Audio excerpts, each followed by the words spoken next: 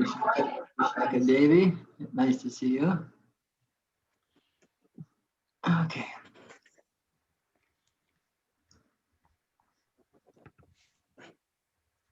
Okay. I just had a huge sweet baked potato. I hope I can do it.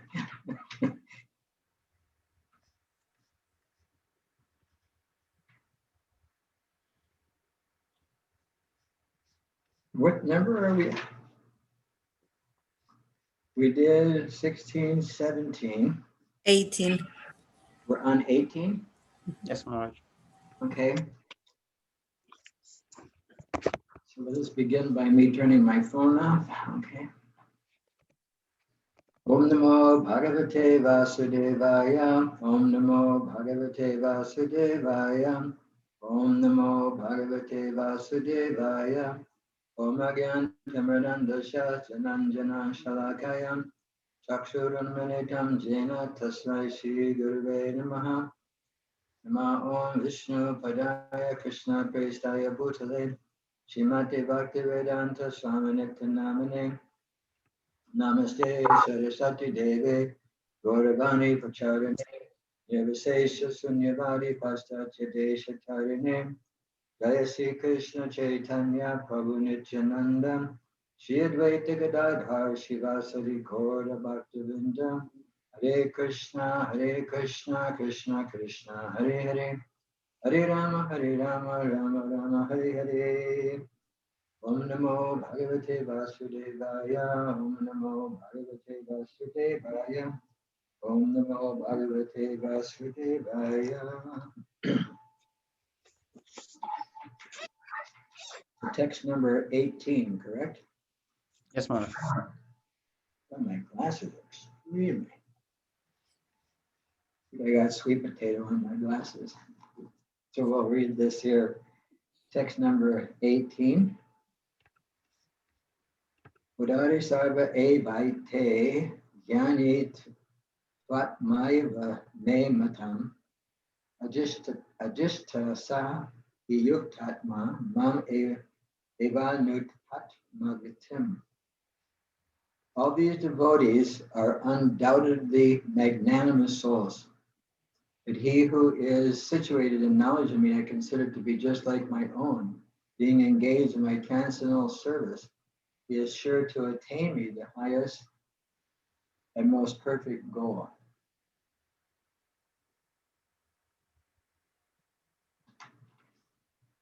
So, Smita, can we call on you as our first reader for the day? Thank you, Maharaj. It is not that devotees who are less complete in knowledge are not dear to the Lord. The Lord says that they are all magnanimous because anyone who comes to the Lord for any purpose is called a Mahatma or great soul. The devotees who want some benefit out of devotional service are accepted by the Lord because there is an exchange of affection. Out of affection, they ask the Lord for some material benefit. And when they get it, they become so satisfied that they also advance in devotional service. But the devotee in full knowledge is considered to be very dear to the Lord, because his only purpose is to serve the Supreme Lord with love and devotion. Such a devotee cannot live a second without contacting or serving the Supreme Lord. Similarly, the Supreme Lord is very fond of his devotee and cannot be separated from him. Yeah, we'll finish because it's just a verse, yeah. In the Srimad Bhagavatam, the Lord says, Sadhavo hirdayam mayam sadhunam hirdayam tvaham madhanyatena jananti naham tebhyo managapi. The devotees are always in my heart, and I'm always in the hearts of the devotees. The devotee does not know anything beyond me, and I also cannot forget the devotee. There is a very intimate relationship between me and the pure devotees. Pure devotees in full knowledge are never out of spiritual touch, and therefore they are very much dear to me. Thank you. So any takeaways from our esteemed group? Any thoughts? This is a very, what would you say, the verse, there's a nice verse, Samaham Sarva Bhuteshu, that Krishna is equal to all living entities. And here it is explained that he's, the Lord says that anyone who approaches him is in a magnanimous soul. And Prabhupada uses the word here he called Mahatma. Atma means the soul, and Maha means a great soul. That's what verse is that? 9:28? 20. What verse is Mahatma? 9:20. Moham. Well,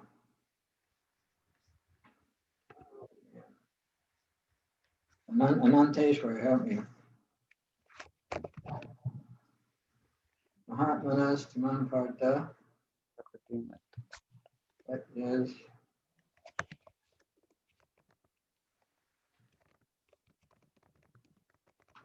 Oh man, I can't believe I don't know the number of that verse. I mean, it's not like I don't know the verse. Alright, I also remember the verse, not getting it. What's that?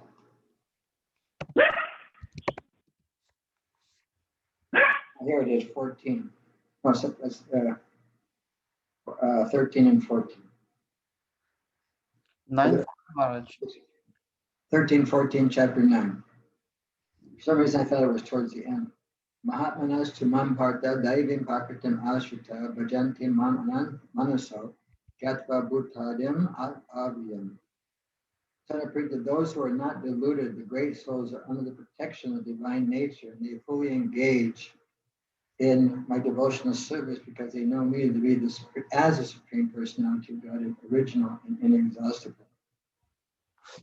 So the next verse is always chanting my glories, endeavoring with great determination, bowing down before me, these great souls, these Mahatmas, perpetually worship me with devotion. So no matter how we come to the Supreme Lord, Krishna will accept it. I remember, I must have heard this in the class at some point because I quoted that when we first enter Krishna consciousness, when we first come to enter into the realm of Bhakti Yoga, I can remember being a guest, and I can remember actually when I really moved into the Gainesville temple, all I had was a backpack and a sleeping bag. And it seemed like very few belongings. But the heart was packed with anarthas. I just was watching a class given by Vaishnavi Association for the ladies, just a partial clip. And they're asking when you hear the word anartha is a Sanskrit word, it means unwanted or things, so what do we think of? And so we have all these anartha, all this unwanted baggage that we're bringing with us.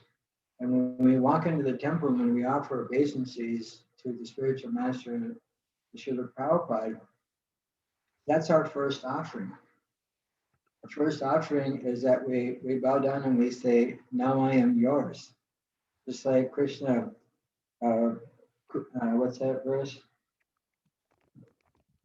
Or Krishna surrenders.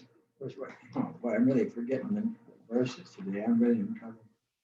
Karpanya dosha. When Arjuna finally decides to surrender to Krishna, Arjuna tried all types of, what would you just say,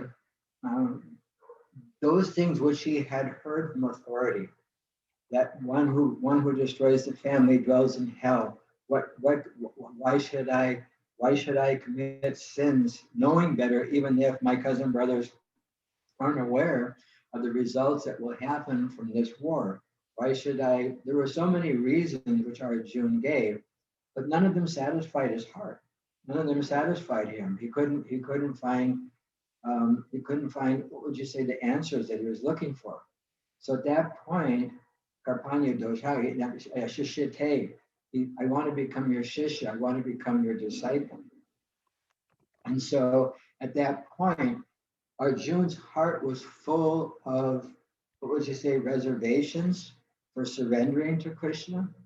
Of course, we know that Arjuna was put under this illusion because it was beneficial for Krishna to speak the Bhagavad Gita. Arjuna is an eternal associate of Krishna, but for the purpose of speaking Bhagavad Gita, it was under illusion, and so that illusion represents us.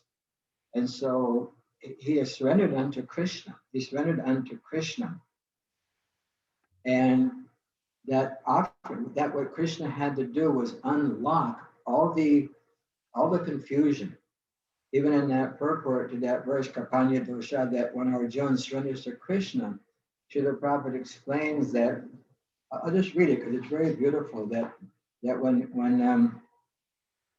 very nicely stated, but Prabhupada says it. He said that. Okay, I'll go back a few more pages. Kapanya Dosha Sababa. He said, Prabhupada says here, by nature's own way, the complete system of material activities, by the ways of nature, the complete system of material activities is a source of perplexity for everyone. The whole material world, because it's coming from Krishna and it has a particular purpose. And unless we know that purpose, we don't know how to engage it. We don't know how to utilize it. Just like if I don't know this is a phone, then I don't, if I don't have any idea as a phone, say I never seen a phone before in my life, I had no idea. I wouldn't know what this was. I wouldn't know how to turn it on. I wouldn't know how to utilize it or anything. And so in the same way, we're in the material world. And if I looked at this, I would be perplexed. I have no idea how to use it. And so therefore, it's described, it's a place of perplexity for everyone. This material world is a place of perplexity for everyone. And Prabhupada said, in every step, there's perplexity. And therefore, it behooves one to approach a bona fide spiritual master who can give one proper guidance for executing the purpose of life. And this is one of the things that is often forgotten. This is one of the effects of the material energy that the material energy has upon the living entities, is that it removes the urge for self-realization. This is mentioned in the 42nd verse of the 3rd chapter. It removes the urge for self-realization, and specifically the material nature does not allow us to identify with our true spiritual nature. Tasmatvam indriyanya dauniyamya bhartatarashava. And that therefore in the very beginning curb this great symbol of sin, desire, lust, and slay this destroyer of knowledge and self-realization. So that knowledge, that urge to understand this world is taken away, and therefore it behooves one to approach a spiritual teacher.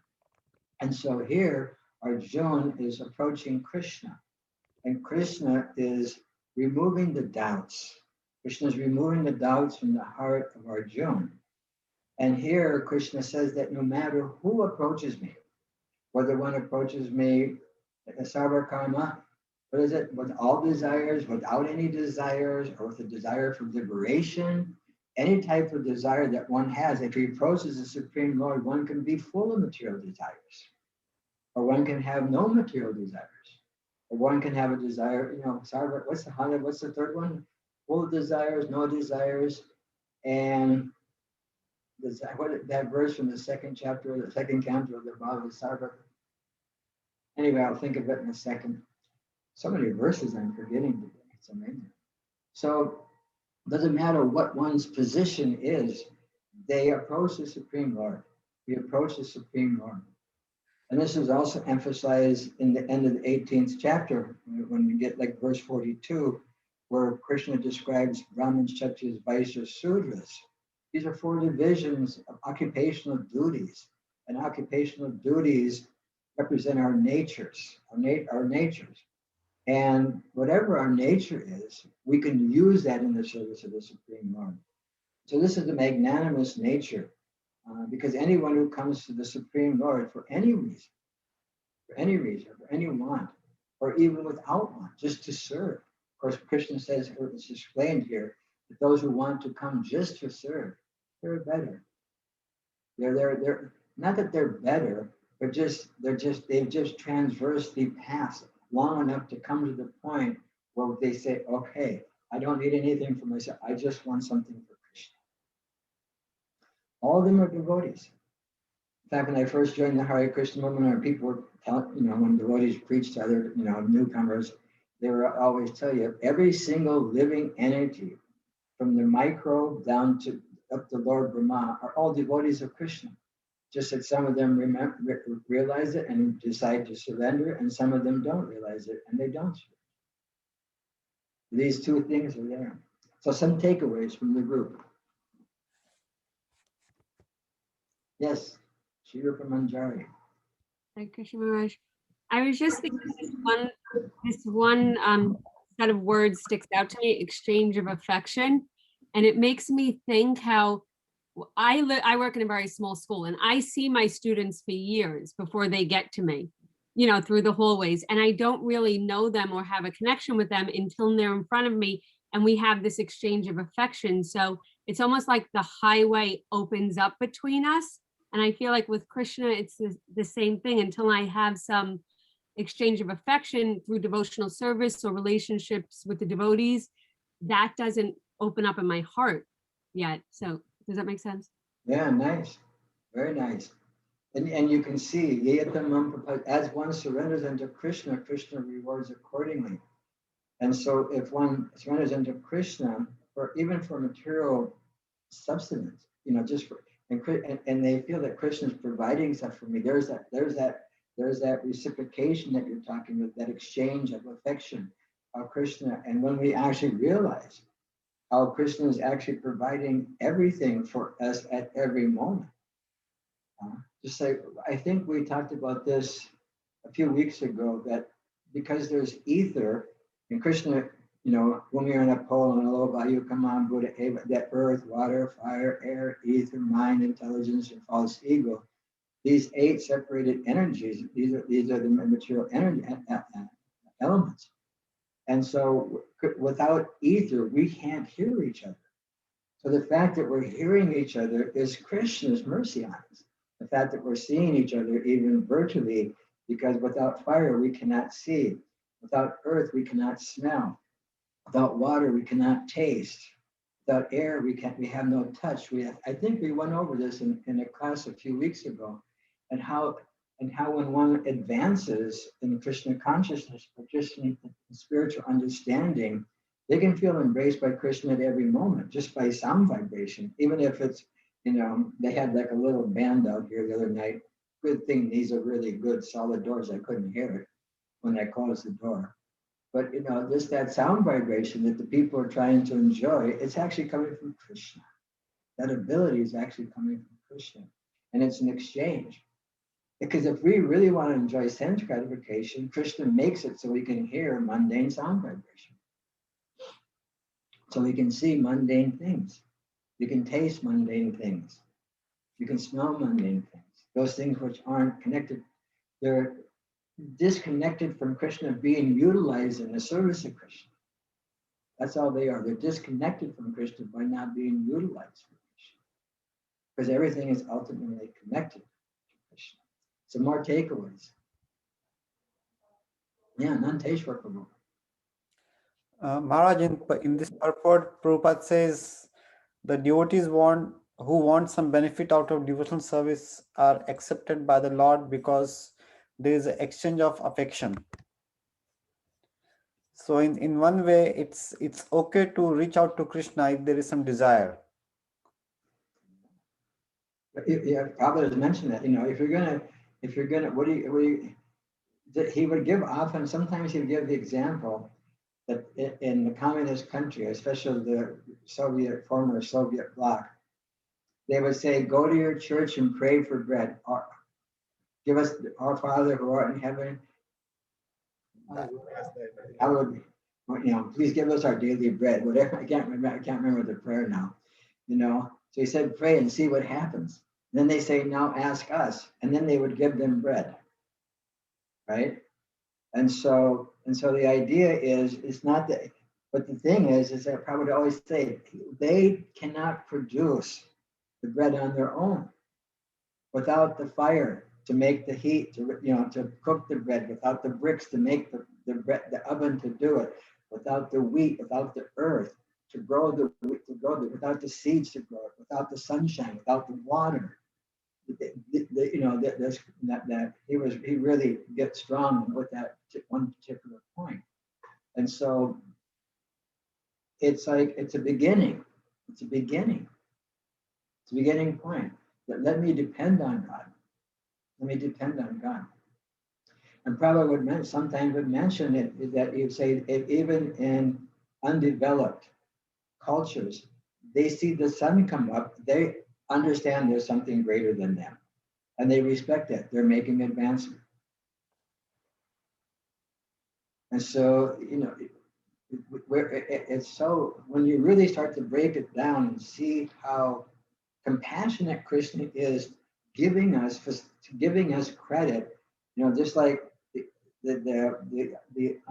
what was the word, undeveloped places, or what sometimes they're called uncivilized. I think we're becoming less civilized sometimes. I don't want to use the word uncivilized.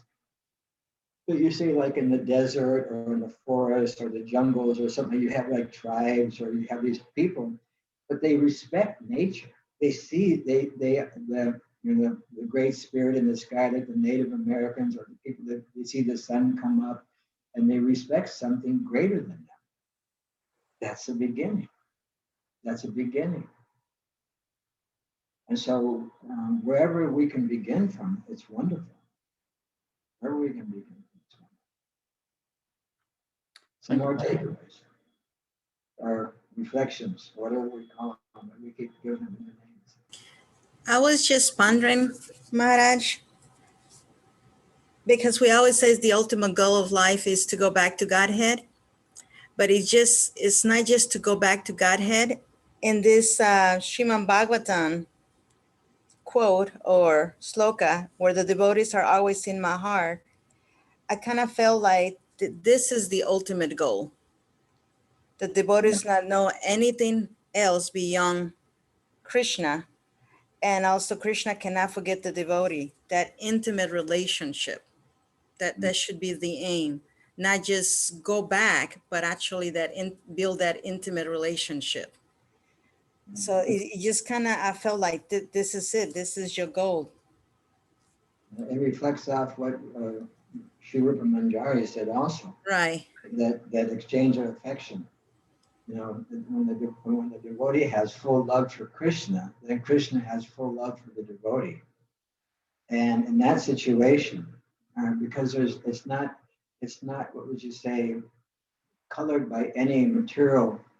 What would you say? There's no material desire on that level. The only desire is the satisfaction of Krishna, and Krishna's only desire is to satisfy the devotees.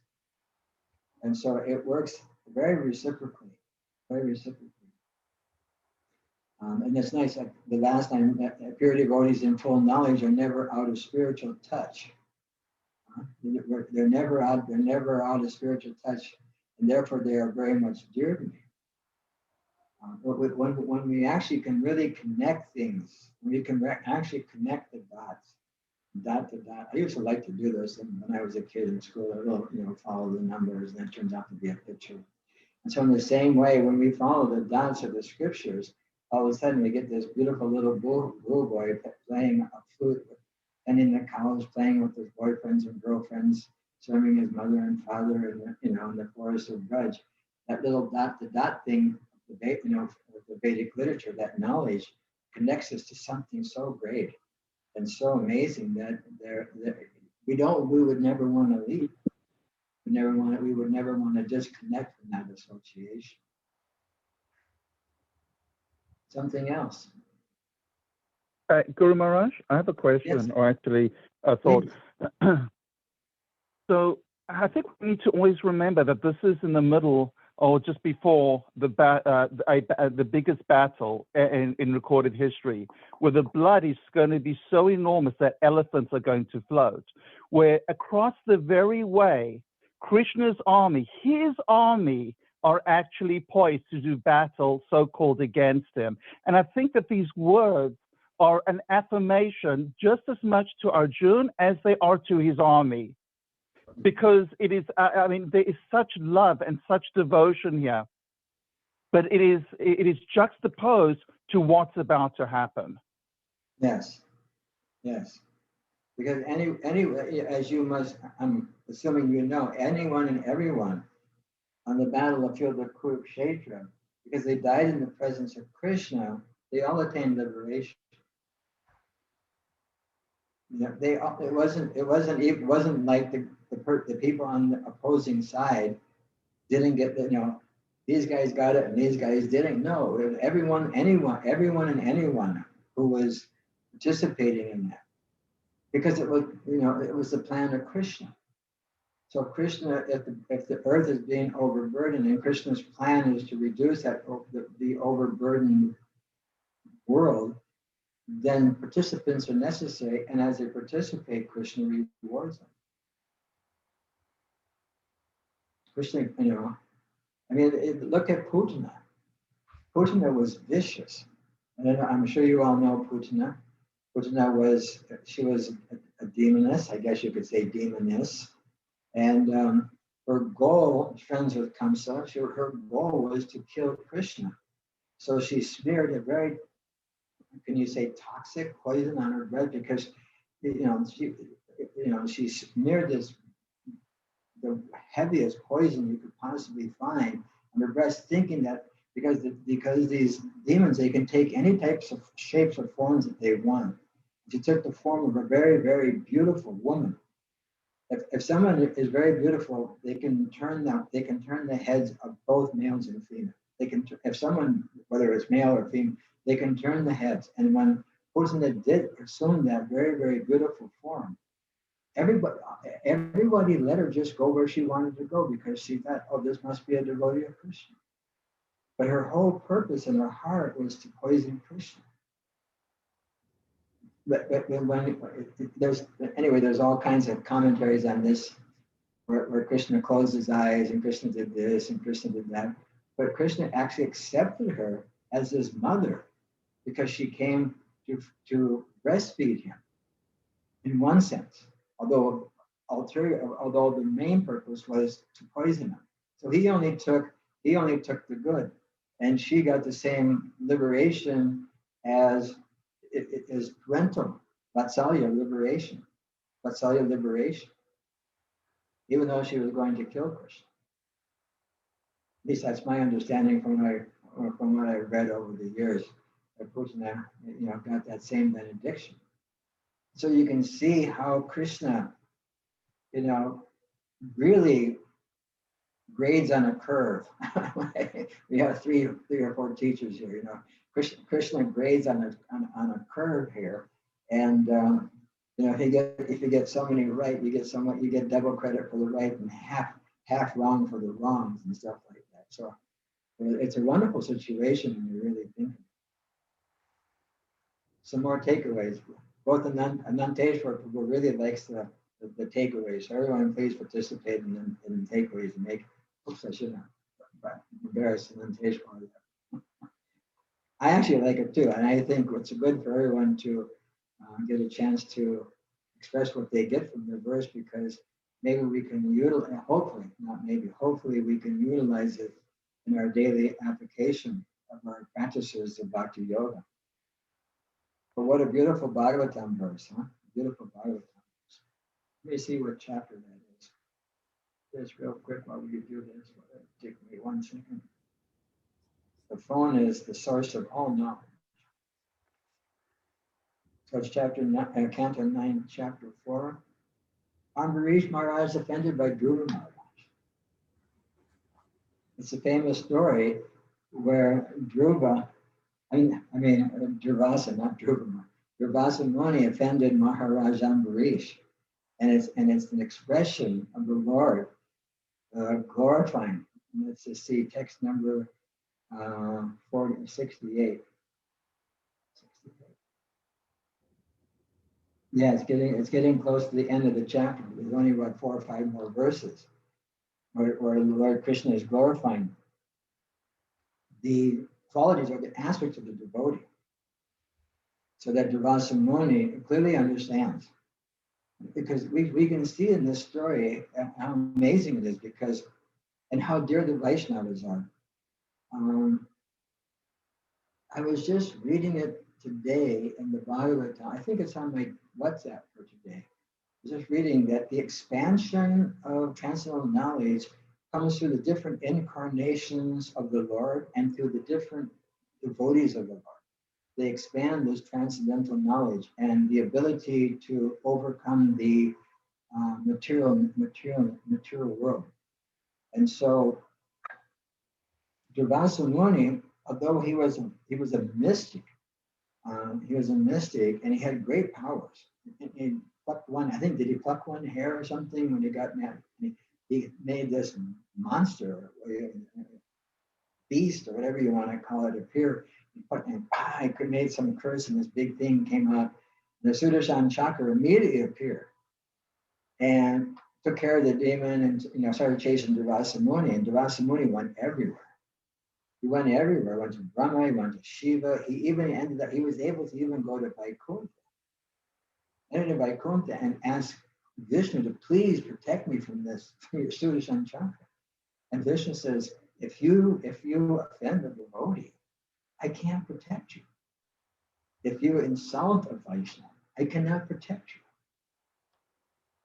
you. You have to go to that Vaishnava and you have to bow down and you have to ask, please forgive me.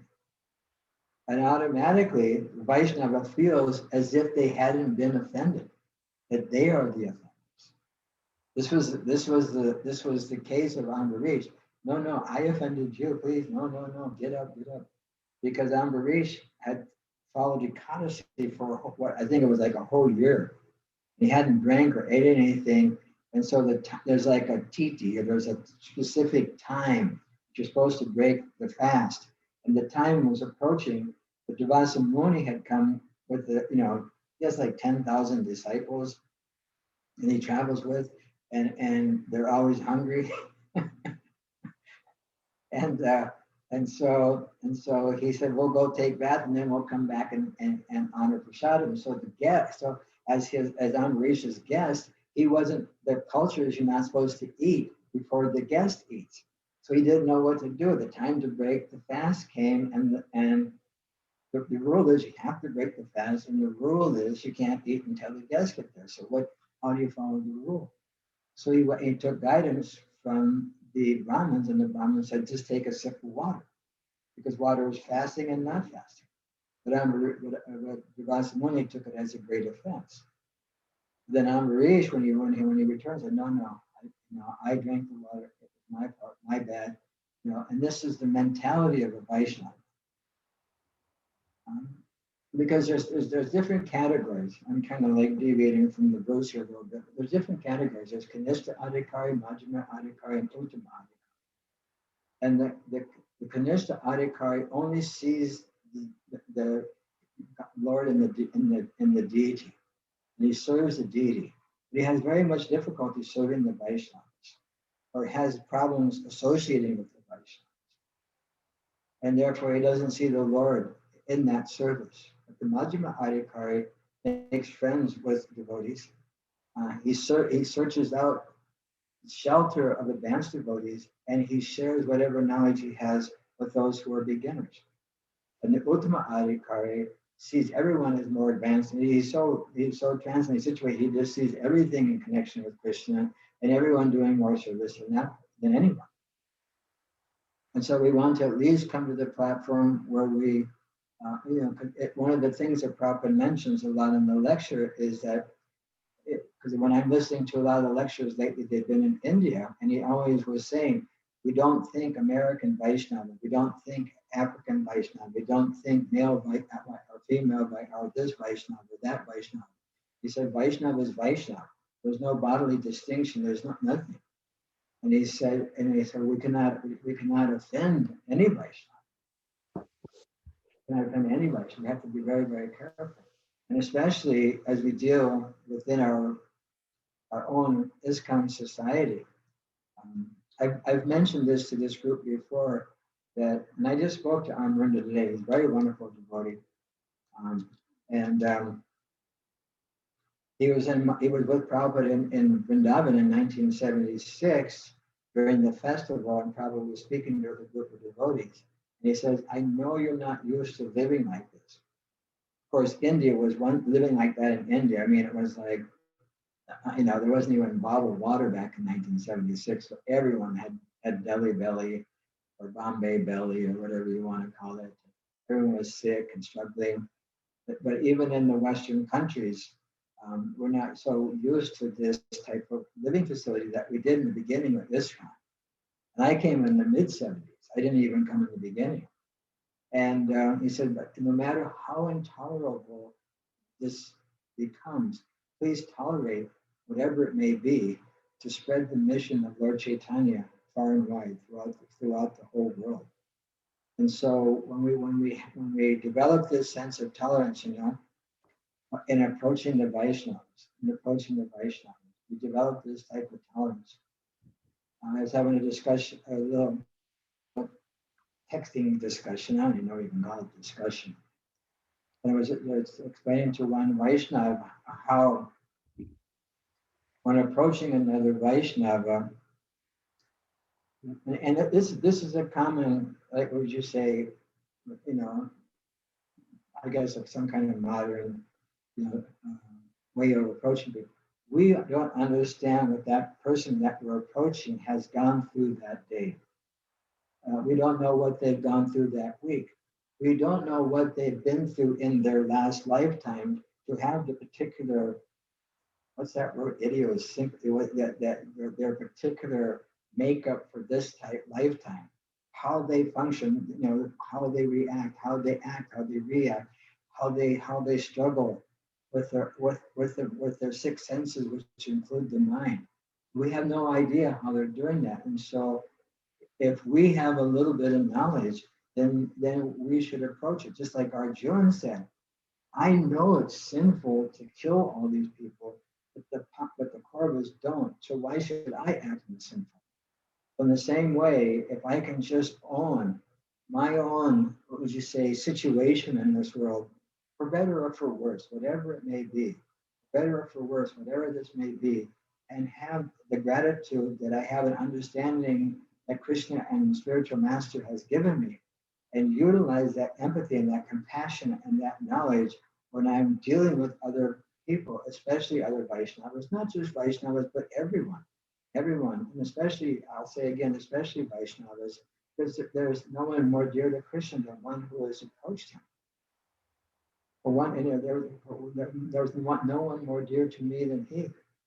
There's so many verses in the end of this 12th chapter that describe the nature, those things which attract Krishna, the Vaishnavas, how they attract Krishna. So please be aware of our situation that we're in, and we're given a great opportunity. We don't want to lose that ability. I spoke a little too long. We have to get more feedback. I do have more to the story. Yes. You all of a sudden you went from that corner of the screen to this one from Manjari.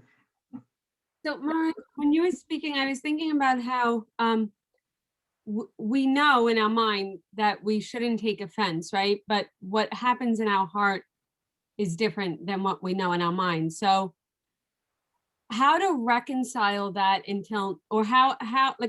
so I heard a quote today where a woman said, Prabhupada, when I chant, I feel something, here is something, and something like that. And Prabhupada said, just keep chanting and it will go away, right? Like, so do we just like keep listening and keep practicing, not trying to be offended till we're actually more like a little closer to the actual act of not being offended? Because really, I feel like we are offended even if we say we're not. Yes, it's true. What's offended is the false ego. We, the soul, are not offended. Our identification with this particular situation is.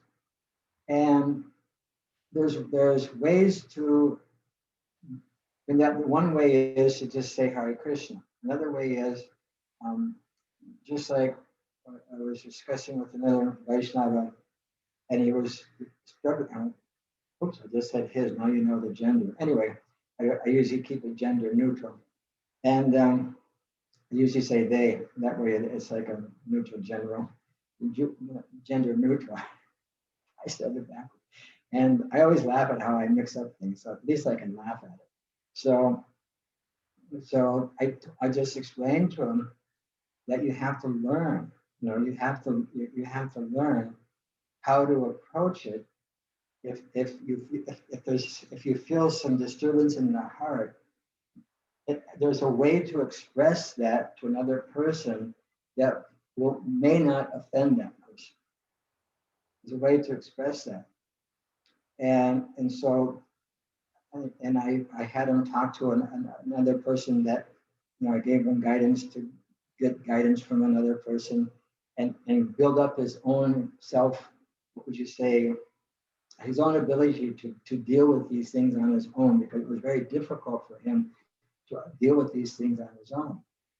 And so with that guidance, he was able to respond to that type of thing that was disturbing him in a very thoughtful, proactive, thoughtful, and would you say honest way, that when this happens, when I'm doing this service, it hampers my ability to do my devotional service. And the person may have said, I'm sorry if I offend you, please, And so there's a way to do that. And as we progress in Krishna consciousness, we become more and more aware of those things. And if we're unable to do that, then we can, or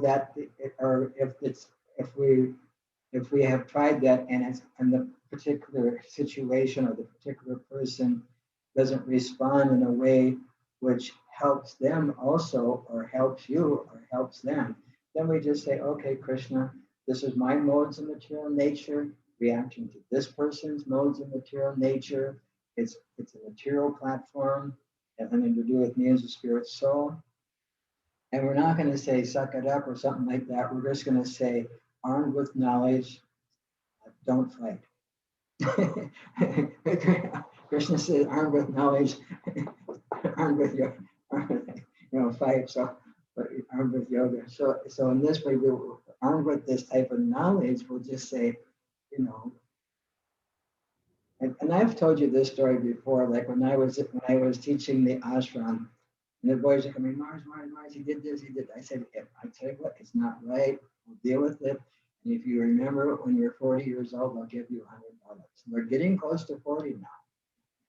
And so the idea is, I'm 69 years old this year. If I go back 40, when I'm 40 years old, I can think of something that was so devastating for me just 20 years ago, right? But today, it has very little meaning.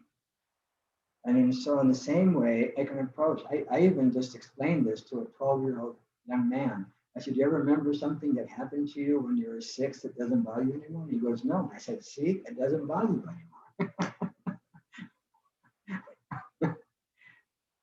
And so we can just use our intelligence to know that what this may be bothering me today, but something else will be bothering me tomorrow.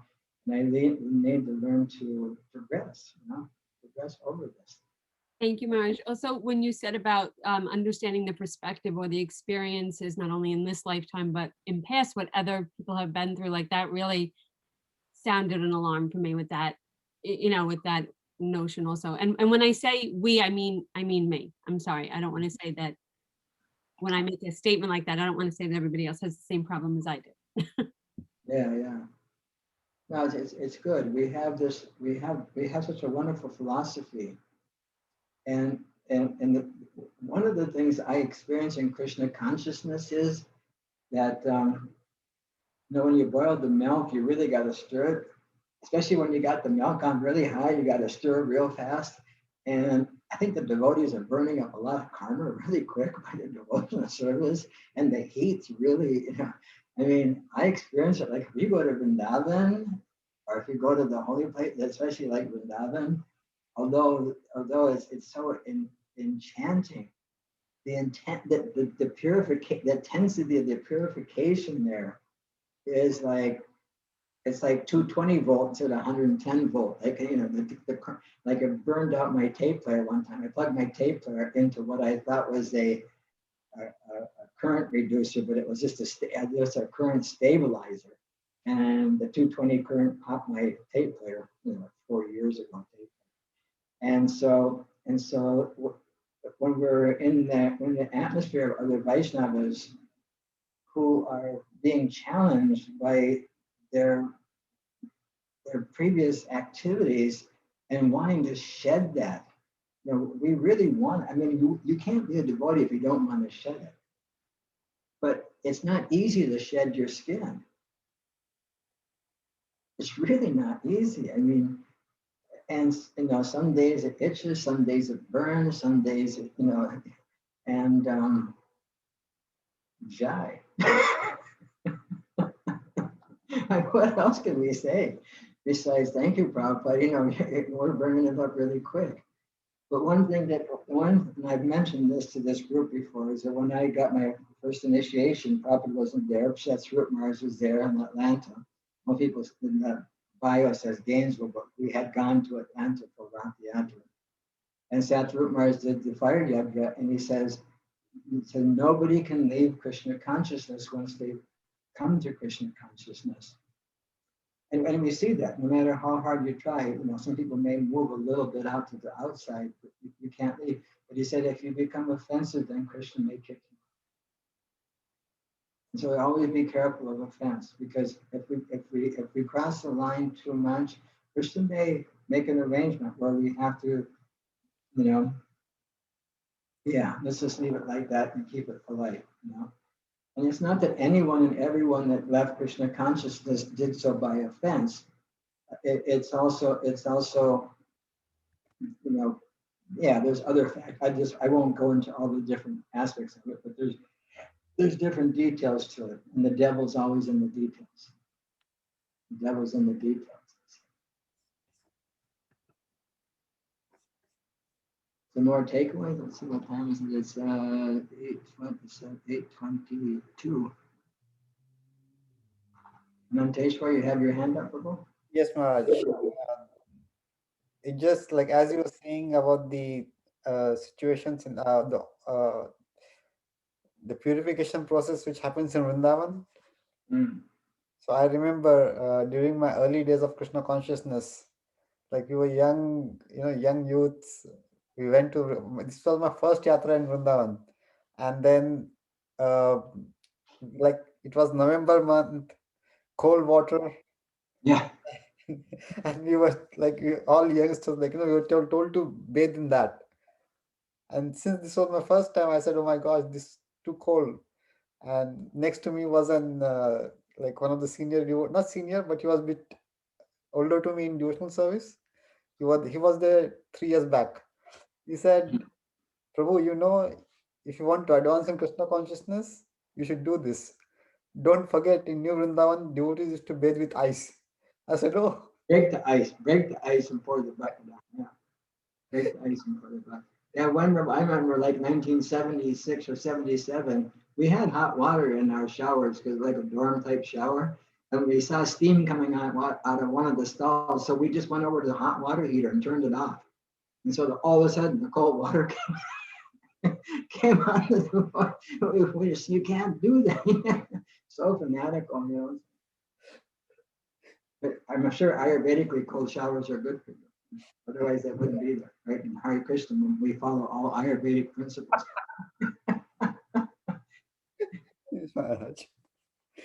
Yeah. Yeah. I was just, I don't know if you know Amarendra Prabhu. He joined in like 1970, 71. He was a student at the University of Florida.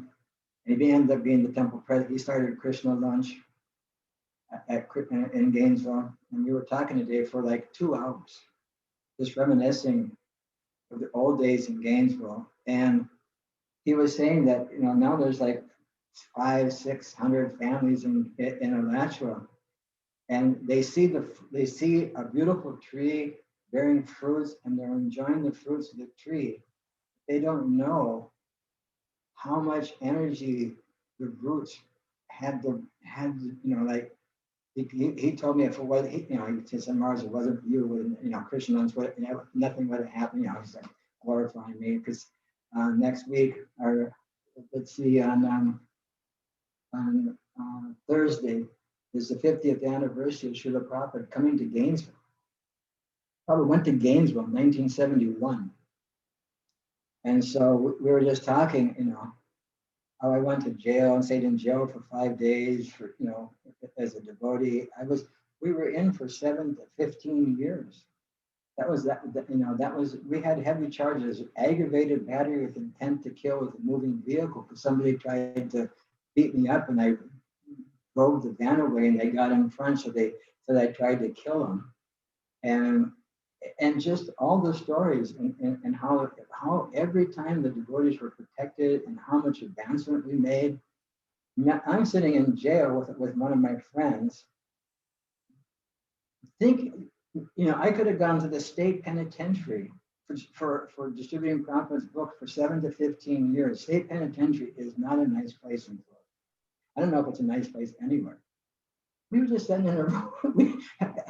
We were in the cell, 15 minutes of japa, 15 minutes of reading, 15 minutes of bhajan, 15 minutes of japa, 15 minutes of reading. We were completely, in jail. What difference does that make? We're in jail now. we're still engaged in devotional service. For us, we were just so brainwashed back then. Nothing mattered. Yeah. Prabhupada came to Gainesville. And in 71, there wasn't that many temples, maybe 15, 20 temples, 20 temples. And they heard that Prabhupada was going to Gainesville, and they thought, what's Gainesville? What is Gainesville? Because Sridananda Maharaj had wrote Prabhupada a letter and said, well, he was a householder then, and he asked, he became the temple president. And he wrote Prabhupada a letter, would you please come to Gainesville and do a program on the campus? Prabhupada said, if the university will give me $1,000, I'll come. So unusual for Prabhupada to even, to ask for something like that. And Amarendra went to the campus and he got the honorarium of $1,000. And in 1971, between $1,000 to $1,500 was the top honorarium that they would give for the top level speakers. And they gave it to Prabhupada. And he got it, and he came out into the campus. We're going to get close. He came out. This is where this famous saying came from. Prabhupada sitting on this massive vyasasana that was practically made out of railroad ties. Take like 14 people to lift it up. This massive vyasasana on the middle of the plaza. And Prabhupada gives a class on Mahavishnu, Garbhodakshi Vishnu, Shirodakshi Vishnu. And he says, it's so nice to be here in this remote corner of the world. But then you have to understand that Gainesville, Florida was the Berkeley of the Southeast. Berkeley in 71 was like the epicenter of the anti-war, all these kind of things. Madison was the Midwest. Different places had their different, things. So Gainesville was a very, very, active place. And everybody that was there was involved in some type of social, disturbance or social, change and stuff like that. And Prabhupada said, so nice to be here in this remote corner of the world, so far removed from the birthplace of Lord Chaitanya in Mayapur Dham, and everybody thought that was the center of the world. And so, yeah, wonderful how the whole thing happened. So wonderful. I don't know how I started talking about Gainesville. I don't know where it came from. Just anyway, tomorrow is Prabhupada's 50th anniversary of visiting there. Yeah. And devotees all over the country saying, oh, what is Gainesville? What's Gainesville? And Amarendra was saying that just by Prabhupada going there, he blessed that place because he said, there's no place in the world, there's no university in the country where you could do Krishna-less the way we did it. Even when we somehow or other, through Brahma Tirtha, we raised $250,000 for the renovation of where they do the Krishna lunch program. It's a park. They did a renovation, and the president came and gave a little speech. And in his speech, he said, it was so nice coming out here Tuesday because I like Tuesdays because they have basmati rice, they have halva, they have kaftabal, they have, I mean, he knew the whole, the president of the university knew the whole Hare Krishna lunch menu. And then after, during the socializing after the, after the speeches of the elderly couple that gave like $10 million or something like that, he was talking to me and he said, I'm so glad you all came out here in the 70s because we could never pull this off. There's too many rules, too many, back then it was just, after the late 60s, early 70s, nobody challenged anything that the youth did, because there'd be a riot.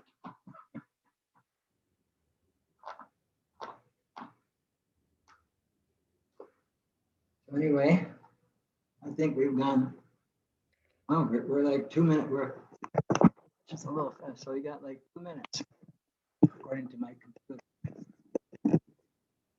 Anyway, a little history of Gainesville.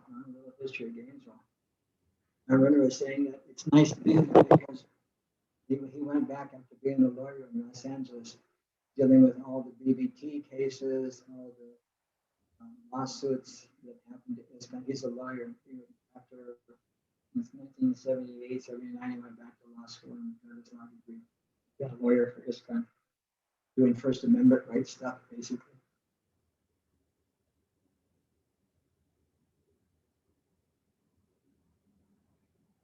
Anything else in Teshwar? Maharaj, thank you very much, taking us back in the old days. Yeah. Most newer devotees, if they hear, they can appreciate the root system. Because Gainesville, there's 400 or 500 families now, just like New Vrindavan. They were breaking the ice and taking cold showers, and now look at it. You can look at so many projects. But we had to appreciate the root system that was there, that produced the tree that is bearing those fruits. Yes, So we're at 8:30. yes, Maharaj. I take your leave. Just so everybody knows, David wanted to attend, but he went to a friend's place that doesn't have internet. And so he said to please excuse him, and he'll be back next Tuesday, hopefully. He's really enjoying everyone's association and hearing the Bhagavad Gita. Oh, Thank you very much, Maharaj, I see Raja Leela down there, but her camera's off. I heard there was a big monsoon in Brudge the other day. And I heard they Hare were, Krishna Maharaj. Hare Krishna, how's the monsoon? Well, it just rained for like 2 days and then it stopped raining. Yeah, we're all hoping for rain, but it's not really coming. I heard they were floating down the Govardhan Park on